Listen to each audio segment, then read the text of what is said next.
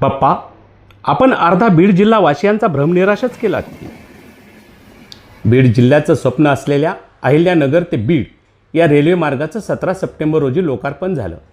या सोहळ्यास राज्याचे मुख्यमंत्री माननीय नामदार देवेंद्रजी फडणवीस, उपमुख्यमंत्री तथा अर्थमंत्री माननीय अजितदादा पवार यांच्यासह कॅबिनेट मंत्री, ज्यांना की बीड जिल्हा आपली लाडकी लेक मानतो अशा माननीय नामदार पंकजाताई मुंडे, त्यांचे बंधू माननीय धनंजय मुंडे व जिल्ह्यातील सर्वच आमदार महोदय आणि लोकसभेत नेतृत्व करण्यासाठी ज्या जिल्हावासियांनी भरघोस मतांनी निवडून दिले असे बीड जिल्ह्याचे खासदार बजरंग बाप्पा सोनवणे आपणही उपस्थित होता. बाप्पा, बीड जिल्ह्यात रेल्वे आली याचा संपूर्ण जिल्ह्यालाच अभिमान आहे, नाही असं नाही.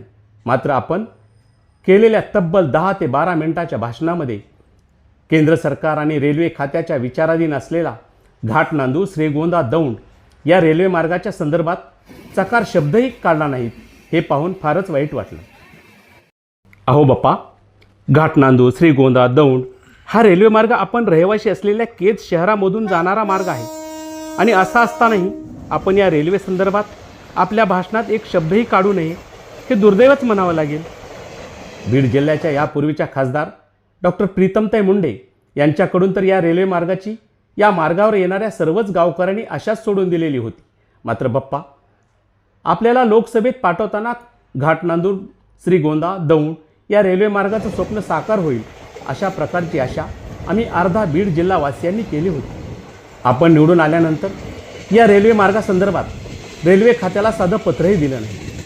15 सप्टेंबर रोजीच रेल्वे बोर्डावर सल्लागार असलेले अंबेजोगाईचे भूमिपुत्र डॉक्टर आदित्य पतकराव हे स्वतः या रेल्वे मार्गासाठी प्रयत्नशील असल्याने डॉक्टर पतकराव यांनी रेल्वे मंत्रालयात पाठपुरावा बैठक घेऊन या रेल्वे प्रकल्पाला गती देण्यासाठी झोनल रेल्वे सदस्य, principal secretary गतिशक्ती Shri NC Karmali व संयुक्त संचालक श्री रवी शर्मा यांची भेट घेऊन या रेल्वे प्रकल्पावर सविस्तर चर्चा केली.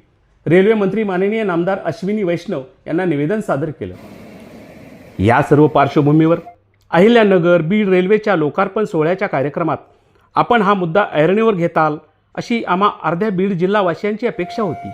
मात्र आपण आपल्या भाषणात या रेल्वे मार्गासंदर्भात एक शब्दही काढला नाही, हे खेदाने नमूद करावंसं वाटतंय. बाप्पा, आपण बीडवरून देशाच्या कानाकोपऱ्यात जाणाऱ्या रेल्वे सुरू करण्यासाठी जरूर प्रयत्न करा. बीडला विमानतळ आणा. मात्र अंबाजोगाई, केज, नेकनूर, मांजरसुंबा, पाटोदा या पंचक्रोशीतील ग्रामस्थांचं घाट नांदूर श्रीगोंदा दौंड या रेल्वे मार्गाचं स्वप्न साकार करण्यासाठी थोडंफार तरी कष्ट घ्यावं, एवढीच या माध्यमातून अपेक्षा.